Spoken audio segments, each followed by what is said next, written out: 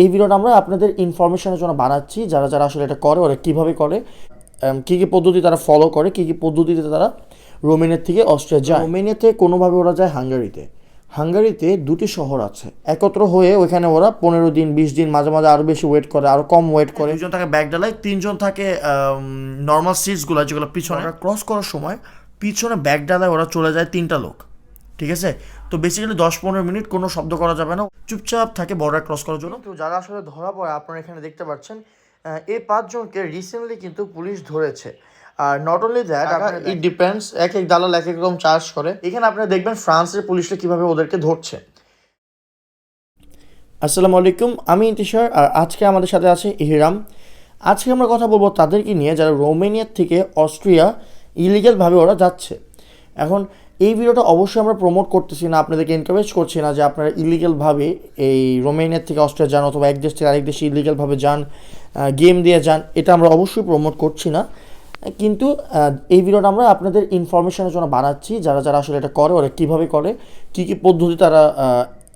পদ্ধতি তারা ফলো করে, কী কী পদ্ধতিতে তারা রোমেনিয়ার থেকে অস্ট্রিয়া যায়। আরেকটা কথা, আপনারা এটা করবেন না, এটা করলে আপনাদের জীবনের ঝুঁকি হয়, আর অনেক অনেক সমস্যা হয়, ফ্রড হয়, ঝামেলা হয়, অনেক প্রবলেম হয়ে যায়। এখন আমরা কথা না বাড়িয়ে ভিডিওটা স্টার্ট করি। এখন যারা যারা রোমেনিয়াতে আছে বাংলাদেশি ইলিগালরা, ওরা বেশিরভাগ লোকরা এখন যা যা করে আমি আপনাদেরকে দাদা বলছি, ঠিক আছে। ওরা রোমেনিয়াতে কোনোভাবে ওরা যায় হাঙ্গারিতে। হাঙ্গারিতে দুটি দেশে যাবেন, মানে বর্ডার ক্রস করবেন ইলিগালভাবে যায়। যাওয়ার পর ওইখানে ওরা সেফ একটা জায়গায় চলে যায়। সেফ বলতে ওরা লুকিয়ে যায় আর কি। ধরেন একটা হোটেল, অথবা ধরেন যারা গেম দিবে, হ্যাঁ, basically most of the people যারা এটা করে, যারা গেম দেয় ওরা সব একসাথে থাকে। ধরেন 50 জন 100 জন, হ্যাঁ, ওরা ধরেন সবাই একসাথে থাকে যারা গেম দেয়। ওরা সবাই একত্র হয়ে ওইখানে ওরা 15 দিন 20 দিন, মাঝে মাঝে আরও বেশি ওয়েট করে, আরও কম ওয়েট করে। ওরা চান্স খুঁজে কখন ওরা পাড়ি দিতে পারবে বর্ডার। গেম সাকসেসফুল হওয়ার জন্য ওরা যা করে, বেসিক্যালি আপনারা ধরেন 100 জন সবাই কিন্তু পরিচিত কেউ নাই। ধরেন আপনার পরিচিত কেউ আছে, হ্যাঁ, যে আপনার পরিচিত কেউ আছে যে এই গেম দিয়ে গেছে, হ্যাঁ, ওরা আপনাদেরকে স্পেশাল কয়েকটা অ্যাডভাইস দিতে পারবে যেটা আপনার অন্য কেউ জানে না। ওরা এখন ধরেন ফর এক্সাম্পল আরাদ সিটিতে সব বাংলাদেশিদেরকে এখন ধরেন পুলিশে ধরা শুরু করছে। ওরা দেখতেছে যে আপনার গেম দিবেন, এটা তো ইলিগাল, হ্যাঁ, সব পুলিশ ধরতেছে। এখন ওরা যদি টের পায় ওরা আপনাকে বলে দিবে। ওরা আপনার যে পরিচিত লোক যদি থাকে তাহলে ওরা আপনাকে বলবে যে এখানে তুমি যাও না, তুমি একটা কাজ করো, তুমি টিমিসুরাতে যাও, তো ওখানে আপাতত একটু সেফ আছে। এইভাবে আর কি ওরা করে। এইভাবে যারা ধরা পড়ে না, হ্যাঁ, যাদের পরিচয় লিঙ্ক আছে না, এইভাবে ওরা চলে। তারপরে ওরা ধরেন এই যখন গেম দেওয়ার টাইম হয়, হ্যাঁ, তখন ওরা এই ধরেন গেম দেয়। আরেকটা কথা, সবাই কিন্তু একসাথে গেম দেয় না, মাঝে মাঝে কেউ কেউ 15-20 দিন ধরে ওয়েট করে তারপরে গেম দেয়, কেউ কেউ দেরি করে দেয়, কেউ কেউ আগে দেয়, এরকম। এখন আমি আপনাকে ওনার কাহিনী বলি। একটা লোককে আমরা চিনি, ওনার কাহিনীটা বলি। উনি আসলে বেসিক্যালি যে হোটেলে ছিল, হ্যাঁ, উনি অনেক স্ট্রেসে ছিল, কি এটা হবে কি হবে না, গেম দিতে পারবো কি পারবো না, অনেক স্ট্রেসে ছিল। ওনার লাক আসলে ভালো ছিল, কারণ উনি যেদিন গিয়েছে রাত্রেবেলা গেম দিয়েছে।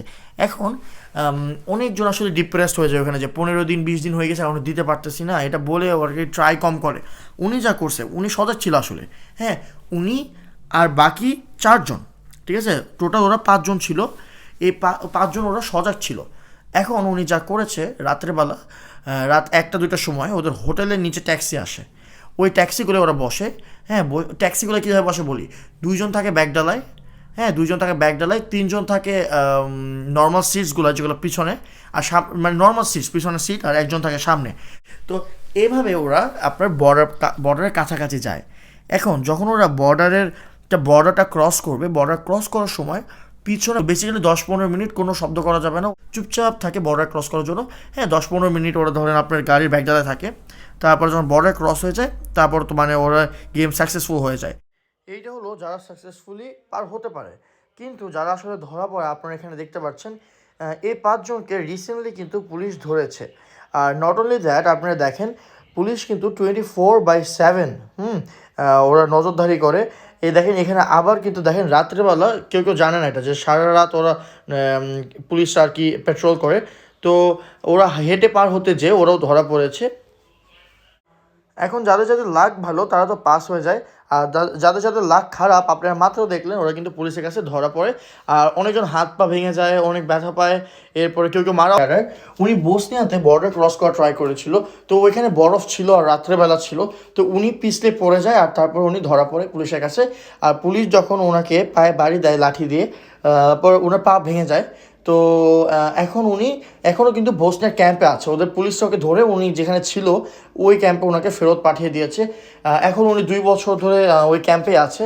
তো আপনারা বুঝতে পারছেন, তো সবাই আসলে পারে না বর্ডার ক্রস করতে, কেউ কেউ পারে, কেউ কেউ পারে না, লাখের উপর ডিপেন্ড করে। কারণ উনি বাংলাদেশে কত কিছু করতে পারতো, কিন্তু উনি স্বপ্ন দেখেছিল ইউরোপ আসার, কিন্তু উনি ইলিগাল ওয়ে ট্রাই করে, এখন ওনার অনেক বড় সমস্যা আছে।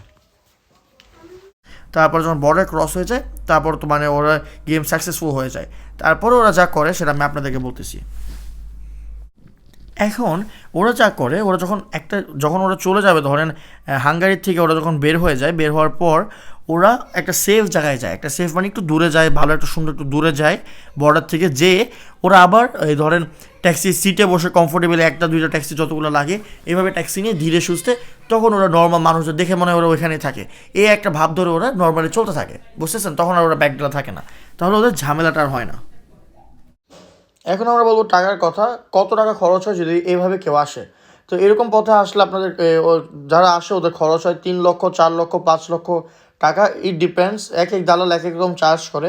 ফ্রান্সে এখন ফ্রান্সে যারা যারা এভাবে আসার চেষ্টা করতেছে ওরা কেউ পারতেছে না, বিকজ ফ্রান্সে এখন অত্যন্তভাবে কড়া সিকিউরিটি করা হয়েছে, আর ফ্রান্সের নিউজে রেগুলার দেখাচ্ছে যে ওরা রেগুলারই বাংলাদেশিদেরকে ধরতেছে যারা এভাবে আসার চেষ্টা করতেছে। গাইস আপনারা দেখেন এটা কত রিস্কি, যা আপনারা চিন্তা করেন 3জন বড় বড় মানুষ ব্যাগডালার ভিতরে 3জন একসাথে ঢুকে এতক্ষণ 15-20 মিনিট ছিল ভিতরে। তো এটা যদি আপনাদের কাছে একটা ইজি একটা কাজ মনে হয়, তাহলে আমার মনে হয় না এটা একটা ইজি একটা কাজ, এটা অত্যন্ত কঠিন একটা কাজ আর খুবই ঝুঁকিপূর্ণ। তো যারা যারা এভাবে ঢুকে সবাই নিজের জীবনটা হাতে নিয়ে ঢুকে, অনেক রিস্কি। গাইস ডিসিশনটা আপনাদের উপরেই ছেড়ে দিলাম, এটা কি সহজ জীবন নাকি কঠিন জীবন?